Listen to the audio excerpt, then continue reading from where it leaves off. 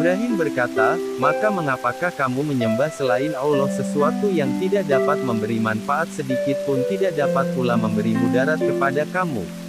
Ah, celakalah kamu dan apa yang kamu sembah selain Allah. Maka apakah kamu tidak memahaminya?" Mereka berkata, "Bakarlah dia dan bantulah Tuhan-Tuhan kalian jika kamu benar-benar hendak bertindak atas Tuhan kalian." Quran Surat Al-Anbiya 51-68. Nabi Ibrahim mampu menundukkan mereka dengan argumentasi dan logika berpikir yang sehat. Tetapi mereka membalasnya dengan menetapkan akan menggantungnya di dalam api. Sungguh ini sangat mengherankan. Suatu mahkamah yang mengerikan digelar, di mana si tertuduh akan dihukum dengan pembakaran. Demikianlah masalah pergulatan antara pemikiran, atau antara nilai-nilai, atau antara prinsip-prinsip yang selalu terjadi, dan selalu membara di tengah-tengah masyarakat. Nabi Ibrahim sudah berusaha untuk menggugah hati dan pikiran ketika beliau mengisyaratkan kepada Tuhan yang paling besar, dan menuduhnya bahwa dialah yang menghancurkan Tuhan-Tuhan yang lain. Nabi Ibrahim meminta kepada mereka untuk bertanya kepada para Tuhan itu, tentang siapa yang membuatnya hancur. Tetapi para Tuhan itu tidak mampu berbicara, lalu mengapa manusia menyembah sesuatu yang tidak mampu berbicara dan tidak mengerti apa-apa? Ketika Nabi Ibrahim berhasil merobohkan argumentasi mereka, maka orang-orang yang sombong bangkit untuk menenangkan suasana. Para penentang itu tidak mau manusia akan menyembah selain berhala. Mereka pun mengatakan akan menggantung dan akan membakar Ibrahim hidup-hidup. Nabi Ibrahim pun ditangkap lalu disiapkanlah tempat pembakaran. Para penentang itu berkata kepada pengikutnya, "Bakarlah Ibrahim, dan tolonglah Tuhan kalian jika kalian benar-benar menyembahnya." Mereka pun terpengaruh dengan ucapan tersebut. Mereka pun menyiapkan alat-alat untuk membakar Nabi Ibrahim. Tersebarlah berita itu di kerajaan dan di seluruh negeri. Manusia-manusia berdatangan dari berbagai pelosok, dari gunung-gunung, dari berbagai desa, dan dari berbagai kota untuk menyaksikan balasan yang diterima bagi orang yang berani menentang Tuhan, dan menghancurkannya. Mereka menggali lubang besar yang dipenuhi kayu-kayu, batu-batu, dan pohon-pohon lalu mereka menyalakan api di dalamnya. Kemudian mereka mendatangkan manjanik, yaitu suatu alat yang dapat digunakan untuk melempar Nabi Ibrahim ke dalam api sehingga ia jatuh ke dalam lubang api. Mereka meletakkan Nabi Ibrahim setelah mereka mengikat kedua tangannya dan kakinya pada manjanik itu. Api pun mulai menyala dan asapnya mulai membumbung ke langit. Manusia yang melihat peristiwa itu berdiri agak jauh dari galian api itu karena saking panasnya. Lalu, seorang tokoh dukun memerintahkan agar Nabi Ibrahim dilepaskan ke dalam api. Tiba-tiba malaikat Jibril berdiri di hadapan Nabi Ibrahim dan bertanya kepadanya, "Wahai Ibrahim, tidakkah engkau memiliki keperluan?" Nabi Ibrahim menjawab, "Aku tidak memerlukan sesuatu darimu." Nabi Ibrahim pun dilepaskan lalu dimasukkan ke dalam kubangan api. Nabi Ibrahim terjatuh dalam api. Api pun mulai mengelilinginya, lalu Allah Subhanahu wa Ta'ala menurunkan perintah kepada api. Allah Subhanahu wa Ta'ala berkata, "Kami berfirman, wahai api jadilah engkau dingin dan membawa keselamatan kepada Ibrahim." Quran Surat Al-Anbiya 69. Api pun tunduk kepada perintah Allah Subhanahu wa Ta'ala sehingga ia menjadi dingin dan membawa keselamatan bagi Nabi Ibrahim. Api hanya membakar tali-tali yang mengikat Nabi Ibrahim. Nabi Ibrahim dengan tenang berada di tengah-tengah api, seakan-akan beliau duduk di tengah-tengah taman. Beliau memuji Allah Subhanahu wa Ta'ala Tuhannya dan mengagungkannya. Yang ada di dalam hatinya hanya cinta kepada Sang Kekasih, yaitu Allah Subhanahu wa Ta'ala. Hati Nabi Ibrahim tidak dipenuhi rasa takut atau menyesal atau berkeluh kesah. Yang ada dalam hati beliau hanya cinta semata. Api pun menjadi damai dan menjadi dingin. Sesungguhnya orang-orang yang cinta kepada Allah Subhanahu wa Ta'ala tidak akan merasakan ketakutan. Para pembesar dan para dukun mengamat-amati dari jauh betapa panasnya api itu. Bahkan api terus menyala dalam tempo yang lama. Sehingga orang-orang kafir mengira bahwa api itu tidak pernah padam. Ketika api itu padam, mereka dibuat terkejut ketika melihat Nabi Ibrahim keluar dari kubangan api dalam keadaan selamat. Wajah mereka menjadi hitam karena terpengaruh asap api sementara wajah Nabi Ibrahim berseri-seri dan tampak diliputi dengan cahaya dan kebesaran.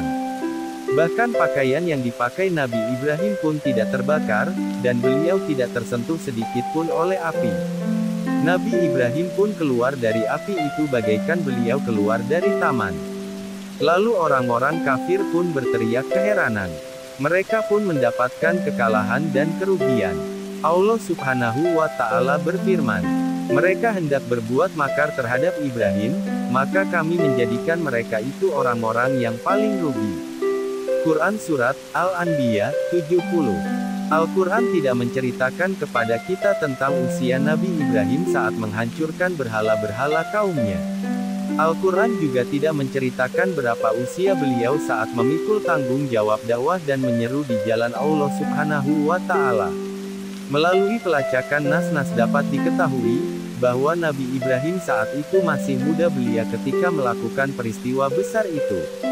Bukti hal itu adalah, ketika para kaumnya mendengar penghancuran berhala, mereka berkata, kami mendengar ada seorang pemuda yang mencela berhala-berhala ini yang bernama Ibrahim. Quran Surat Al-Anbiya 60. Injil Barnabas menceritakan bahwa Nabi Ibrahim menghancurkan patung-patung sebelum Allah Subhanahu wa Ta'ala mewajibkannya berdakwah. Injil Barnabas mengatakan pada pasal ke-29 bahwa Nabi Ibrahim mendengar suatu suara yang memanggil-manggilnya. Nabi Ibrahim bertanya, "Siapa yang memanggilku?" Ketika itu Nabi Ibrahim mendengar suara yang berkata, "Aku adalah malaikat Jibril." Nabi Ibrahim menjadi takut, tetapi malaikat itu segera menenangkannya sambil berkata, "Jangan takut wahai Ibrahim, karena engkau adalah kekasih Allah Subhanahu wa Ta'ala, dan ketika engkau menghancurkan tuhan-tuhan sembahan manusia, Allah Subhanahu wa Ta'ala memilihmu sebagai pemimpin para malaikat dan para nabi." Kemudian, masih kata Injil Barnabas, Nabi Ibrahim bertanya, apa yang harus dilakukan untuk menyembah Tuhan para malaikat dan para nabi? Jibril menjawab, bahwa hendaklah beliau pergi ke sumber ini dan mandi, agar dapat mendaki gunung sehingga Allah Subhanahu wa Ta'ala berbicara dengannya. Kemudian Nabi Ibrahim mendaki gunung, lalu Allah Subhanahu wa Ta'ala menyerunya. Nabi Ibrahim menjawab, "Siapa yang memanggilku?" Allah Subhanahu wa Ta'ala berfirman, "Aku adalah Tuhanmu, hai Ibrahim." Nabi Ibrahim gemetar ketakutan dan sujud di atas bumi dan beliau berkata, "Wahai Tuhanku, bagaimana hamba-Mu mendengar seruan-Mu sementara ia adalah tanah dan abu?" Di sanalah Allah Subhanahu wa Ta'ala memerintahkannya agar beliau bangkit karena Allah Subhanahu wa Ta'ala telah memilihnya sebagai hambanya dan dia telah memberkatinya dan begitu juga orang-orang yang mengikutinya. Riwayat tersebut menentukan waktu pemilihan Nabi Ibrahim, dan menentukan waktu pengangkatannya sewaktu beliau menghancurkan berhala dan sesembahan-sesembahan manusia. Demikianlah yang diceritakan oleh Al-Quran Al-Karim dalam firman-Nya. Ketika Tuhannya berfirman kepadanya, "Tunduk patuhlah." Ibrahim menjawab, "Aku tunduk patuh kepada Tuhan semesta alam."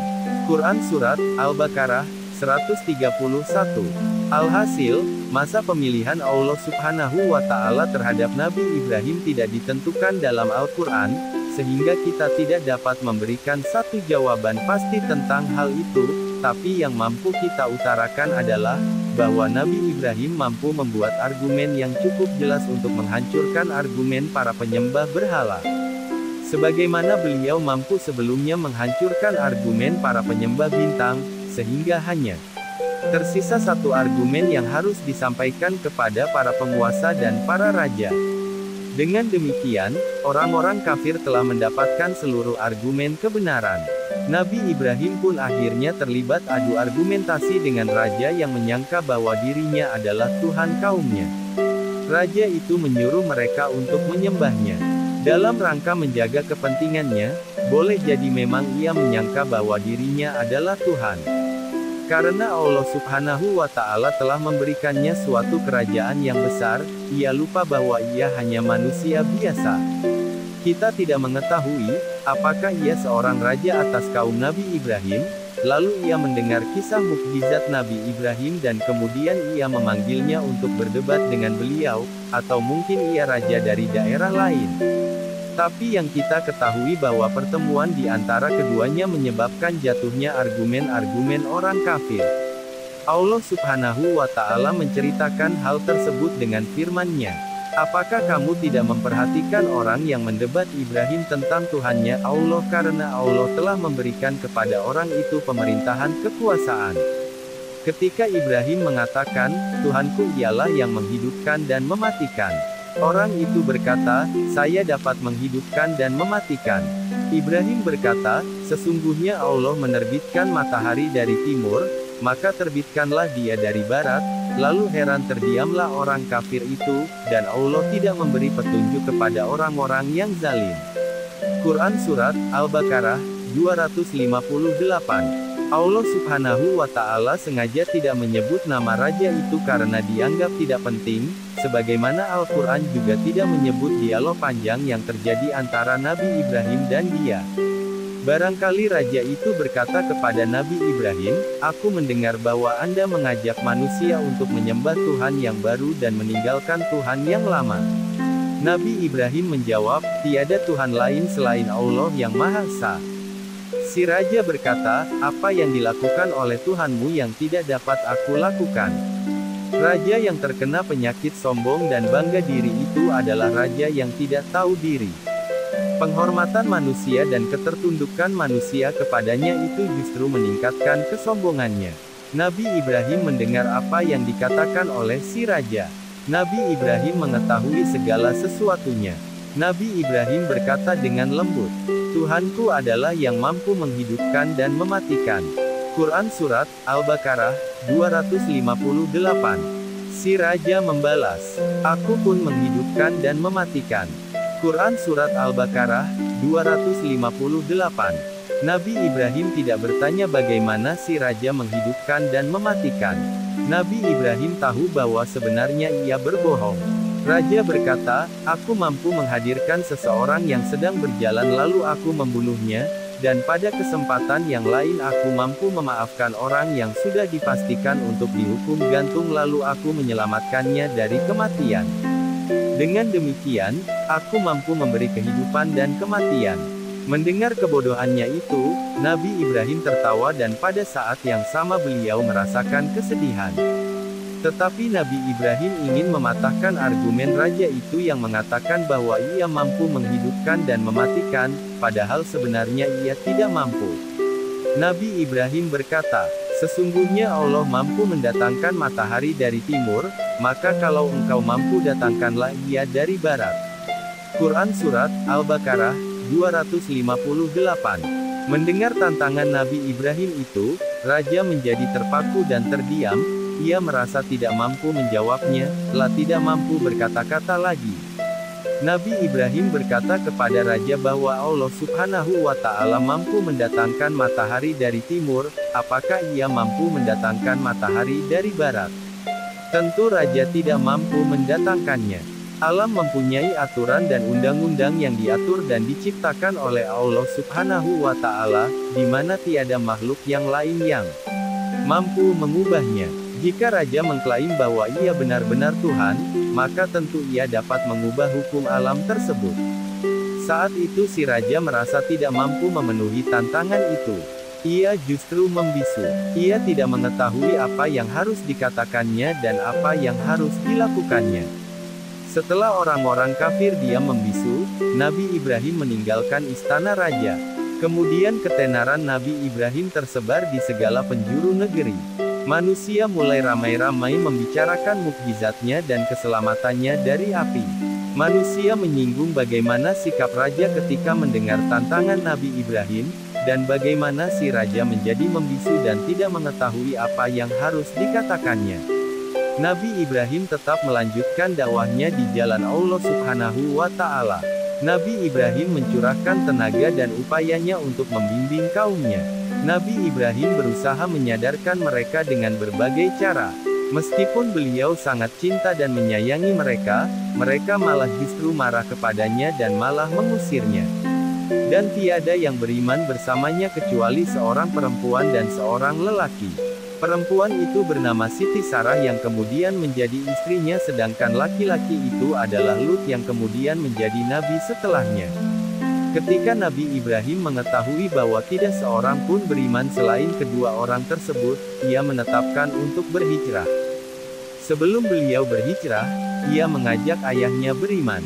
Kemudian Nabi Ibrahim mengetahui bahwa ayahnya adalah musuh Allah Subhanahu wa Ta'ala dan dia tidak akan beriman. Nabi Ibrahim pun berlepas diri darinya dan memutuskan hubungan dengannya. Untuk kedua kalinya dalam kisah para nabi, kita mendapati hal yang mengagetkan. Dalam kisah Nabi Nuh kita menemukan bahwa si ayah seorang nabi dan si anak seorang kafir, sedangkan dalam kisah Nabi Ibrahim justru sebaliknya, si ayah yang menjadi kafir dan si anak yang menjadi nabi. Dalam kedua kisah tersebut kita mengetahui bahwa seorang mukmin berlepas diri dari musuh Allah Subhanahu wa Ta'ala, meskipun dia adalah anaknya dan ayahnya. Melalui kisah tersebut, Allah Subhanahu wa Ta'ala memberitahukan kepada kita bahwa hubungan satu-satunya yang harus dipelihara dan harus diperhatikan di antara hubungan-hubungan kemanusiaan adalah hubungan keimanan, bukan hanya hubungan darah. Allah Subhanahu wa Ta'ala berfirman dalam surah At-Taubah, dan permintaan ampun dari Ibrahim kepada Allah untuk bapaknya, tidak lain hanyalah karena suatu janji yang telah diikrarkannya kepada bapaknya itu. Maka tatkala jelas bagi Ibrahim bahwa bapaknya itu adalah musuh Allah, maka Ibrahim berlepas diri darinya. Sesungguhnya Ibrahim adalah seorang yang sangat lembut hatinya lagi penyantun. Quran Surat At-Taubah 114. Nabi Ibrahim keluar meninggalkan negerinya dan memulai petualangannya dalam hijrah. Nabi Ibrahim pergi ke kota yang bernama Aur dan ke kota yang lain bernama Haran, kemudian beliau pergi ke Palestina bersama istrinya, satu-satunya wanita yang beriman kepadanya. Beliau juga disertai Nabi Lut, satu-satunya lelaki yang beriman kepadanya. Allah Subhanahu wa Ta'ala berfirman, maka Lut membenarkan kenabiannya.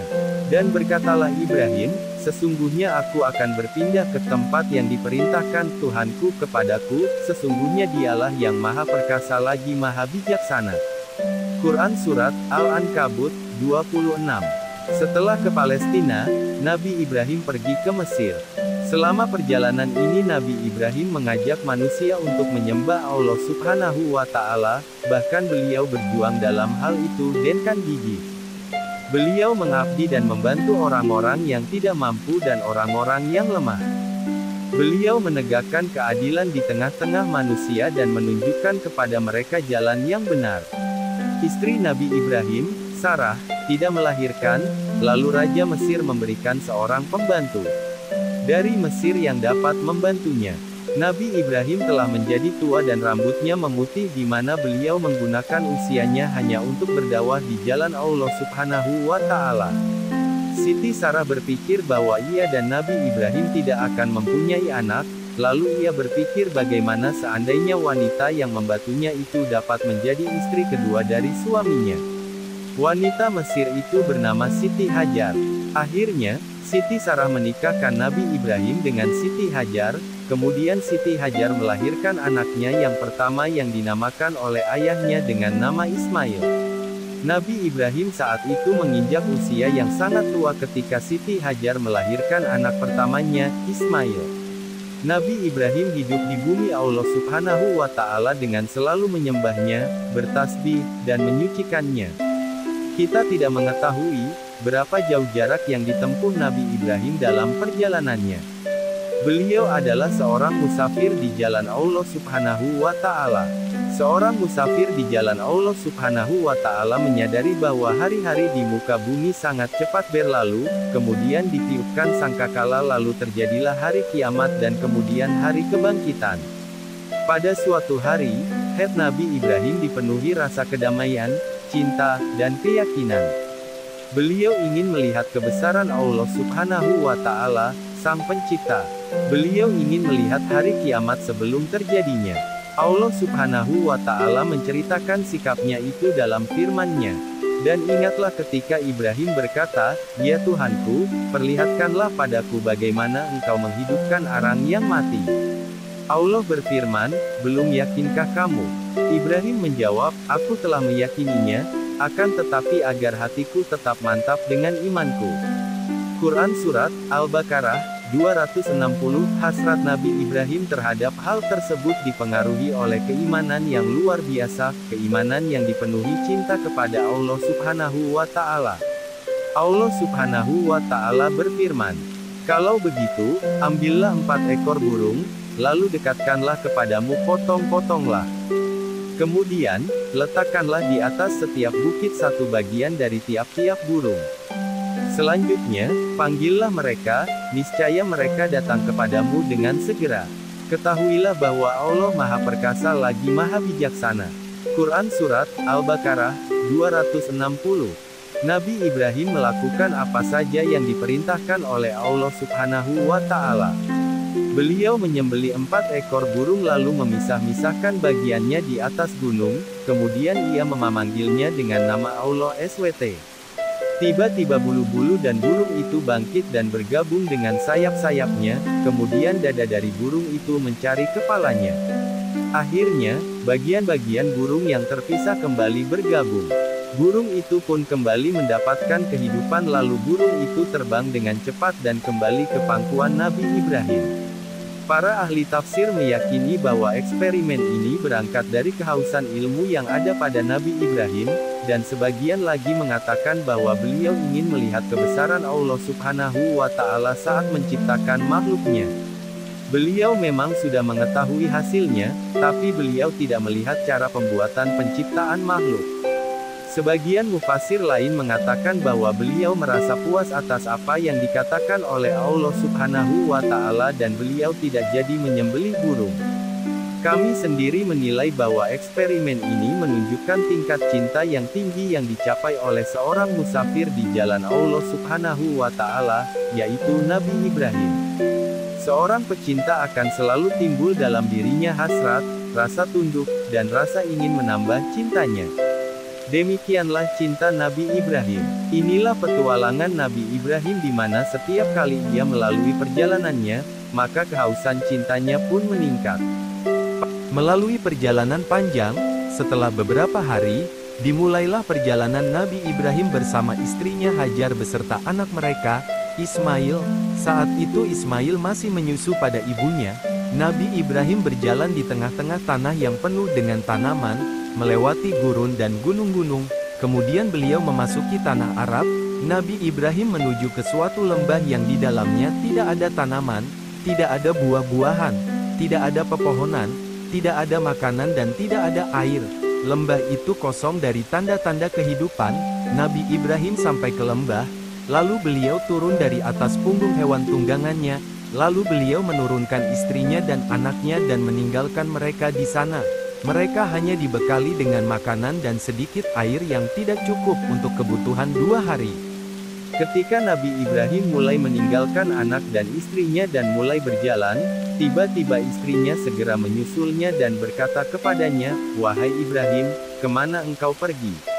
Mengapa engkau meninggalkan kami di lembah ini, padahal di dalamnya tidak terdapat sesuatu pun?"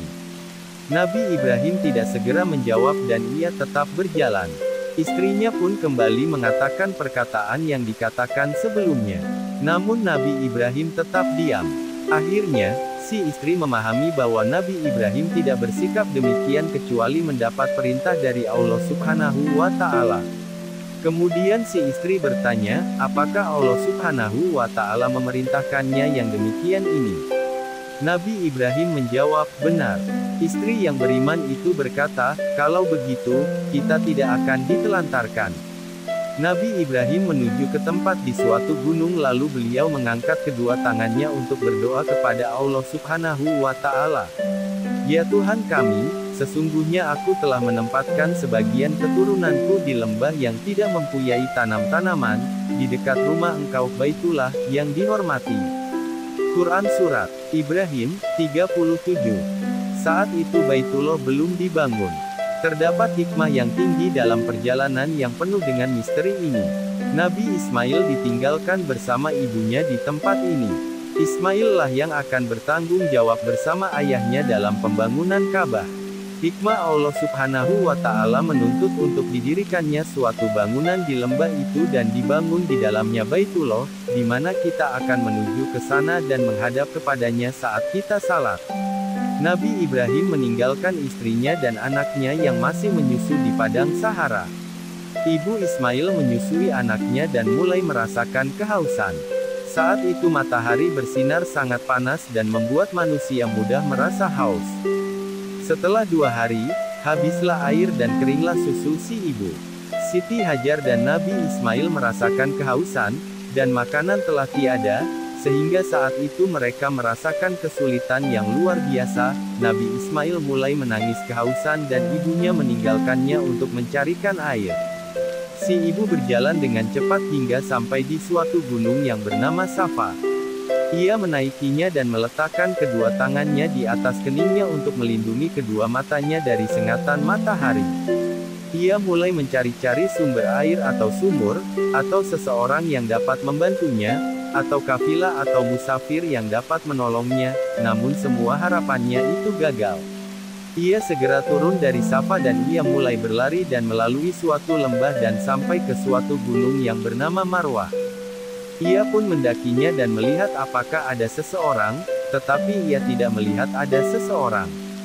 Si ibu kembali ke anaknya dan ia masih mendapatinya dalam keadaan menangis dan rasa hausnya pun makin bertambah. Ia segera menuju ke Safa dan berdiri di atasnya, kemudian ia menuju ke Marwah dan melihat-lihat. Ia mondar-mandir, pulang dan pergi antara 2 gunung yang kecil itu sebanyak 7 kali. Oleh karenanya, orang-orang yang berhaji berlari-lari kecil antara Safa dan Marwah sebanyak 7 kali. Ini adalah sebagai peringatan terhadap ibu mereka yang pertama dan nabi mereka yang agung, yaitu Ismail.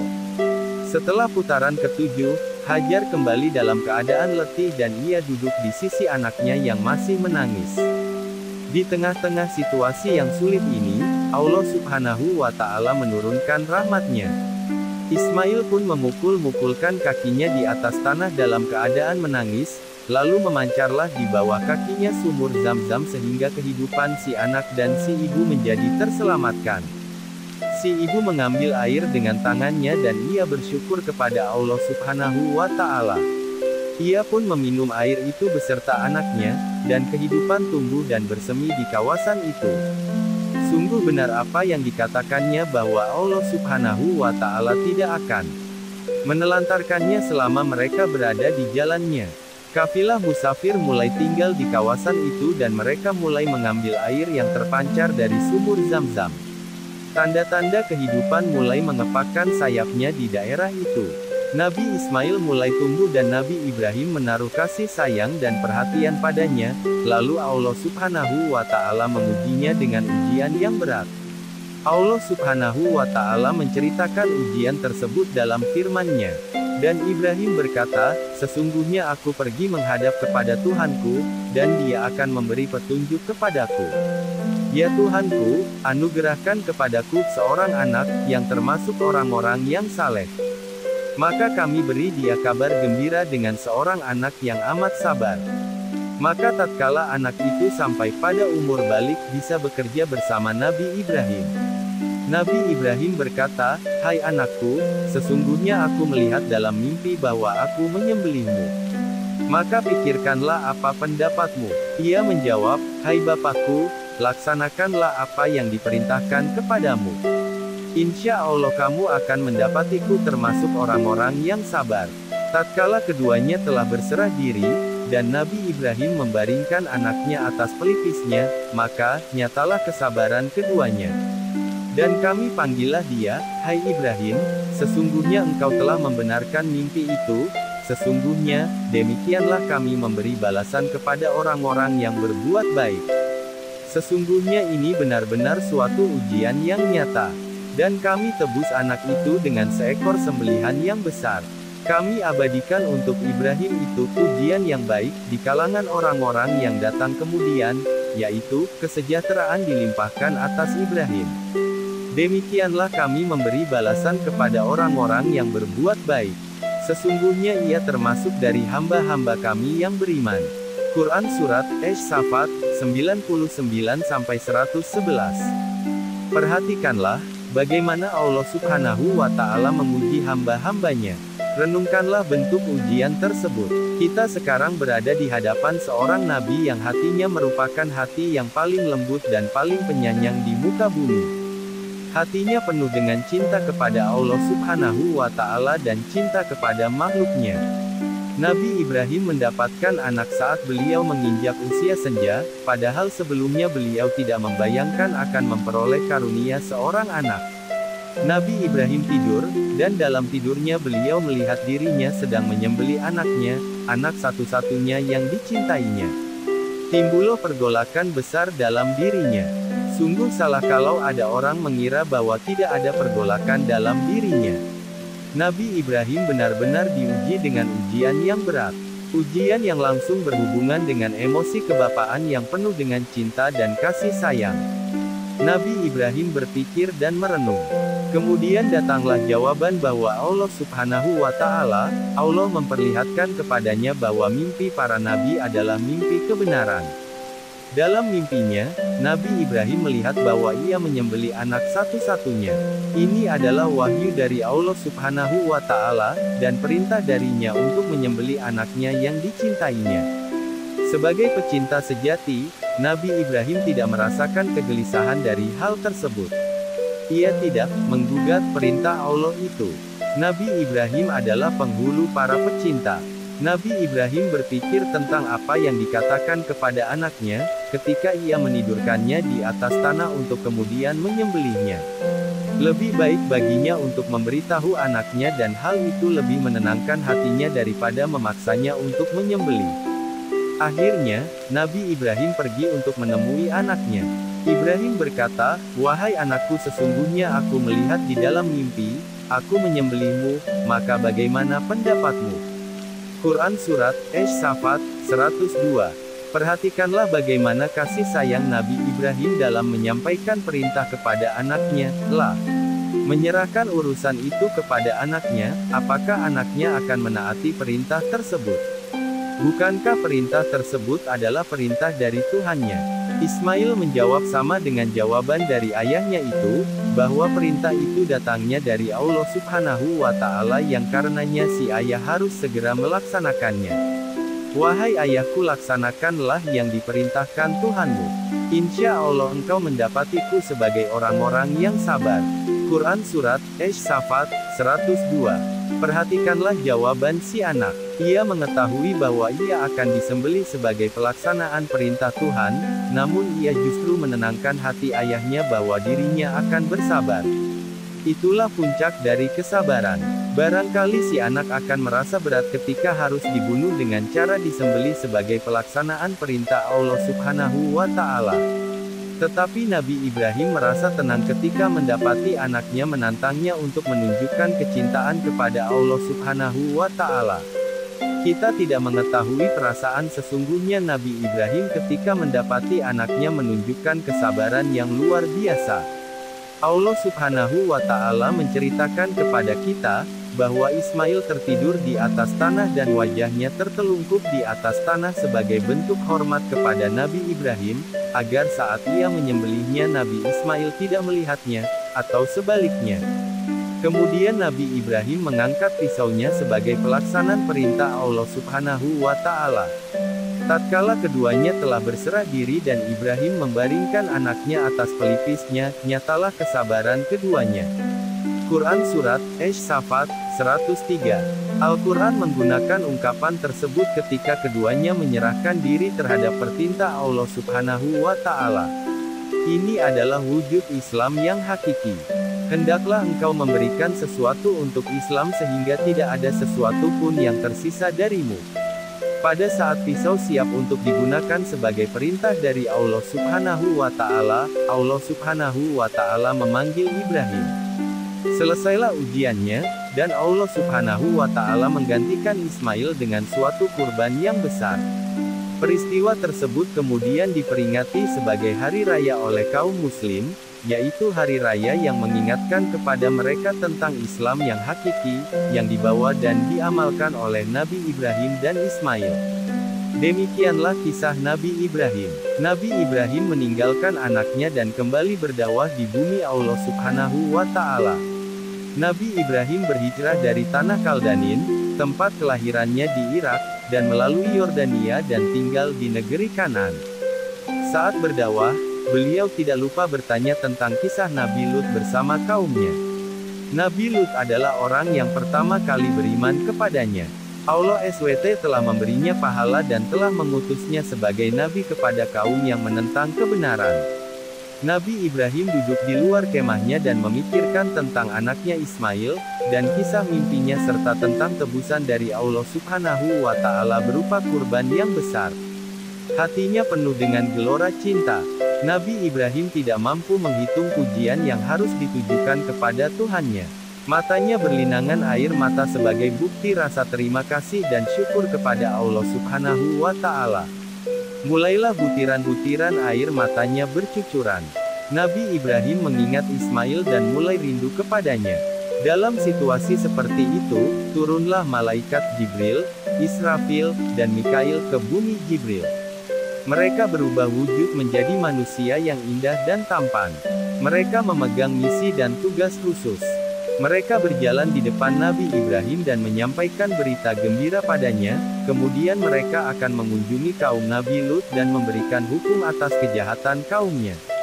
Melihat wajah-wajah yang bersinar itu, Nabi Ibrahim tercengang dan mengangkat kepalanya. Nabi Ibrahim tidak mengenal mereka.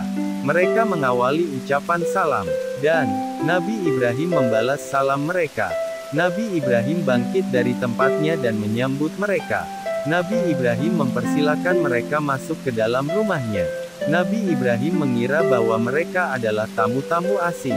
Nabi Ibrahim mempersilahkan mereka duduk, dan kemudian ia meminta izin kepada mereka untuk keluar dan menemui keluarganya. Siti Sarah, istrinya, bangun ketika Nabi Ibrahim masuk menemuinya. Saat itu Sarah sudah mulai tua dan rambutnya mulai memutih. Nabi Ibrahim berkata kepada istrinya, "Aku dikunjungi oleh 3 orang asing." Istrinya bertanya, "Siapakah mereka?" Nabi Ibrahim menjawab, "Aku tidak mengenal mereka. Sungguh wajah mereka sangat aneh.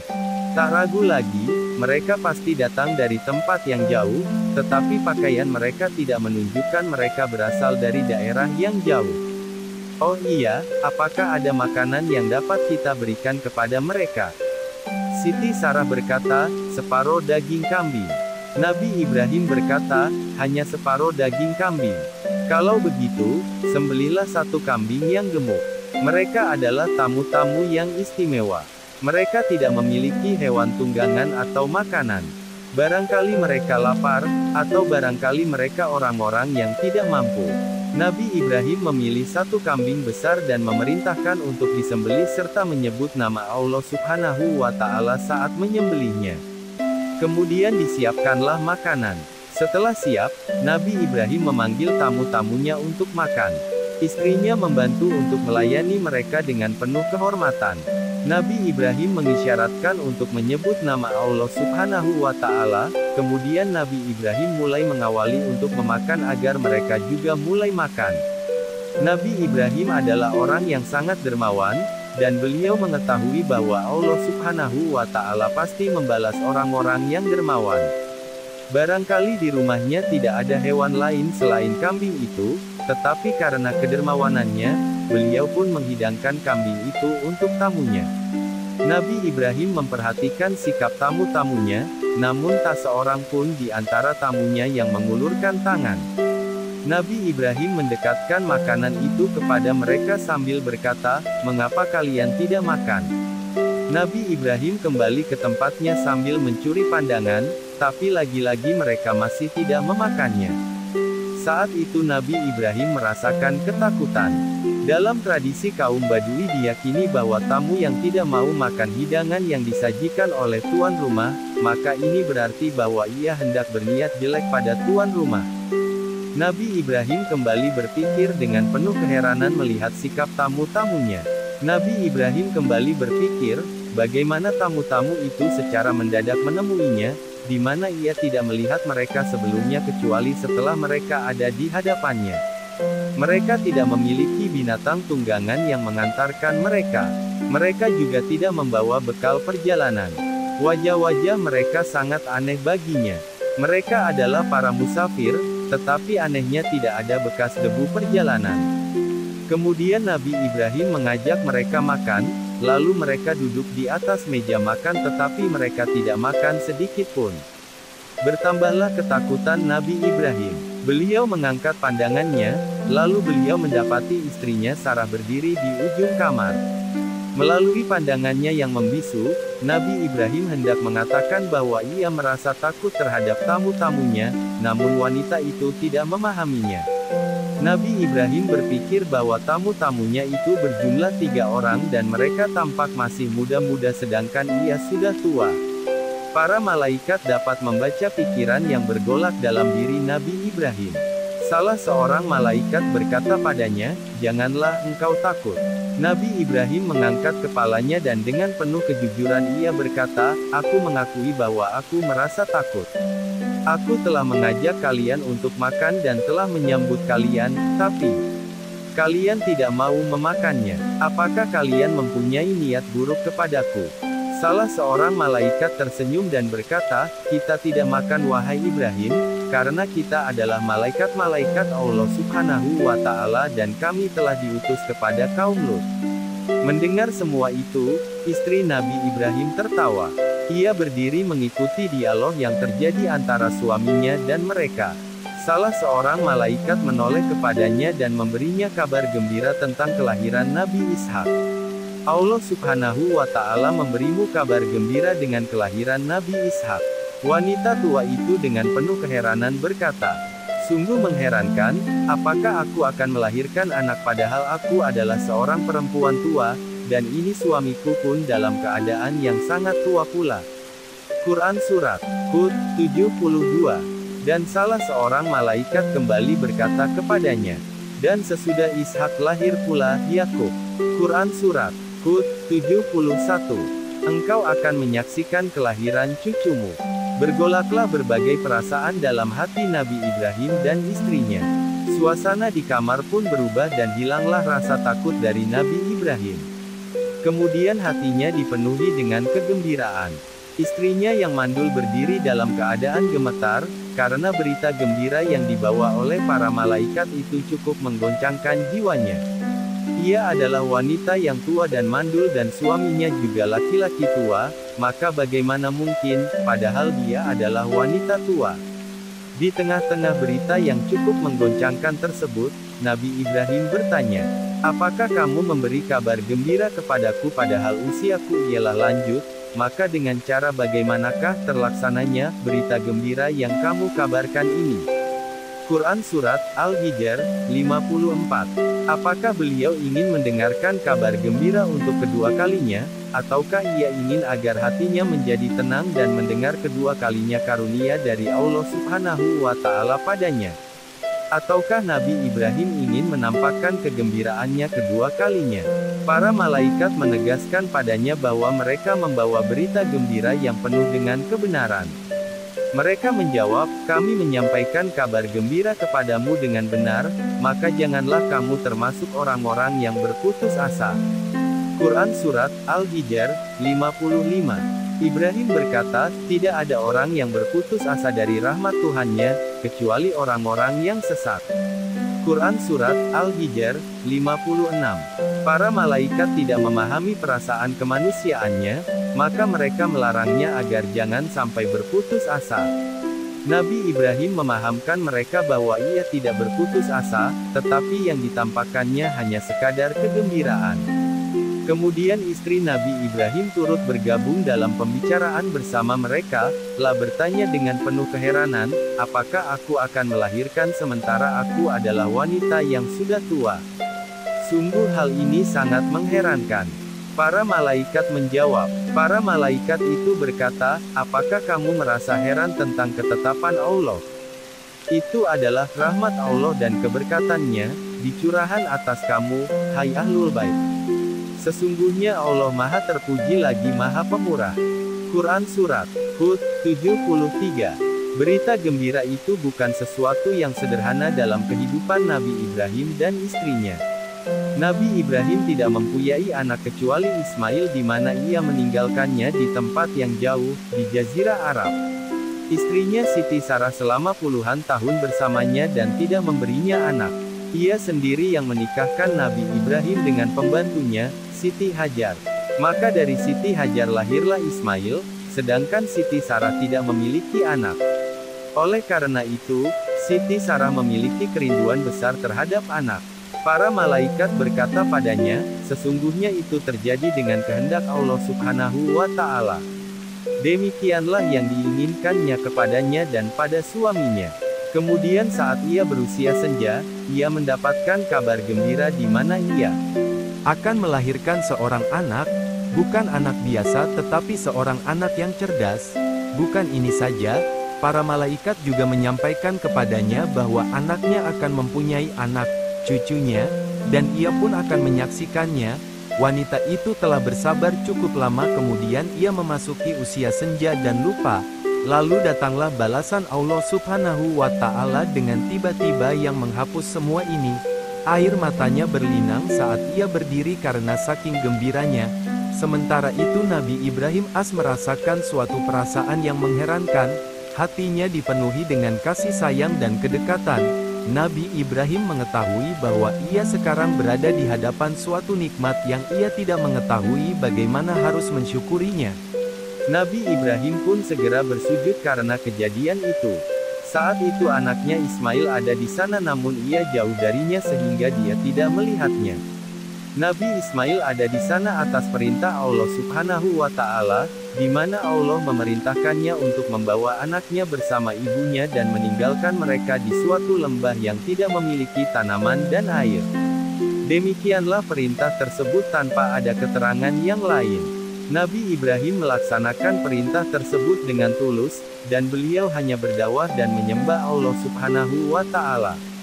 Allah Subhanahu wa Ta'ala memberinya kabar gembira saat beliau menginjak usia tua dengan kelahiran Ishak dari istrinya Sarah, dan setelah kelahirannya disusul dengan kelahiran Nabi Yakub.